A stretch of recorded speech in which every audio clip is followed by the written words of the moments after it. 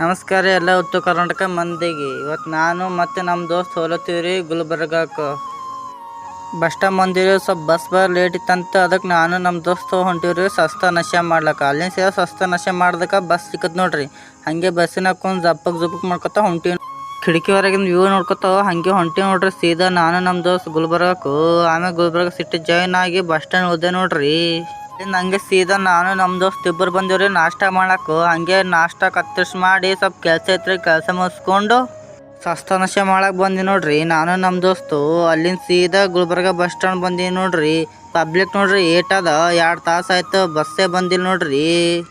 ಸ್ವಲ್ಪ ಹೊತ್ತು ವೇಟ್ ಮಾಡಿದ್ಮೇಲೆ ಬಂತು ನೋಡ್ರಿ ಬಸ್. ಆಮೇಲೆ ನಾನು ನಮ್ಮ ದೋಸ್ತ್ ಇಬ್ಬರು ಜಪ್ಪಕ್ ಮಾಡ್ಕೊತ ಹೊಂಟಿವ್ರಿ ಮತ್ತು ನಮ್ಮ ಊರಿಗೆ. ಹಂಗೆ ಕಿಟಕಿಯಾಗ ಹಣಿಕೆ ಹಾಕಿ ವ್ಯೂ ನೋಡ್ಕೋತ ಹೊಂಟಿವಿ ನೋಡ್ರಿ ಸೀದಾ ನಮ್ಮ ಊರಿಗೆ.